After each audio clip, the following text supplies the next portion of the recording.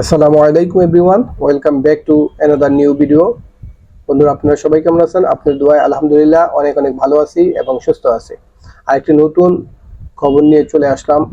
সেটা হলো, শাহবাগে হঠাৎ করে এই নাটক কেন বললেন মির্জা আব্বাস।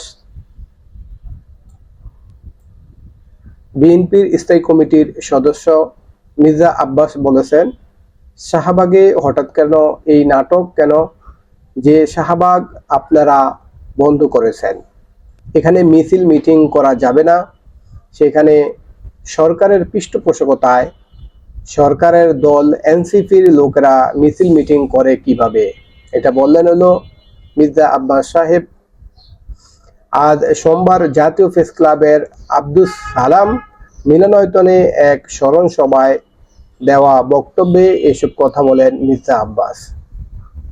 ঢাকা ৭ আসনের সাবেক সংসদ সদস্য ও ছাত্র দলের সাবেক সভাপতি নাসির উদ্দিন আহমেদ পিন্টুর ১০ম মৃত্যুবার্ষিকী উপলক্ষে এই স্মরণ সভা অনুষ্ঠিত হয়।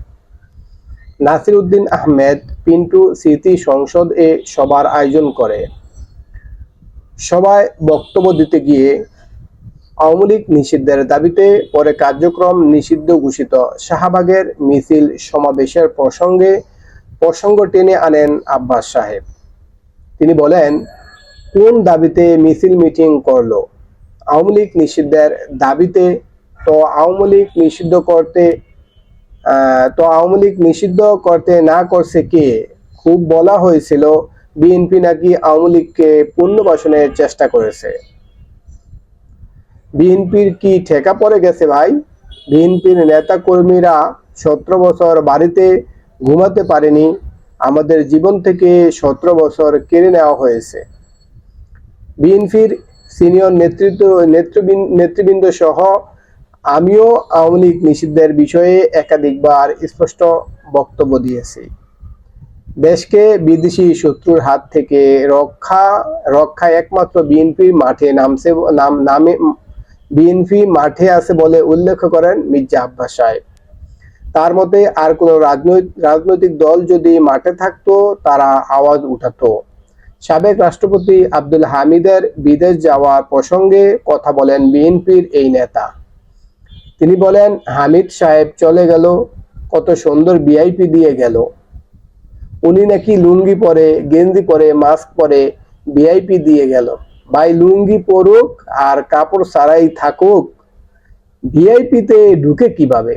এ বিষয়ে আমাদের জানা খুব দরকার।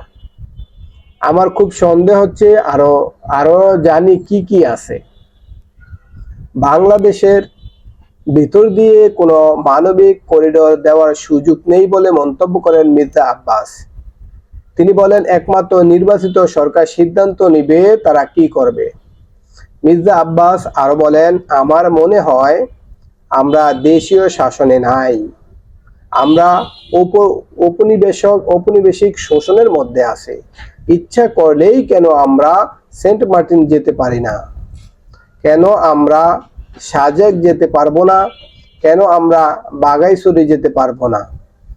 আমি সরকারের কাছে জানতে চাই, আমরা কি পরাধীন কোনো দেশে বসবাস করছি?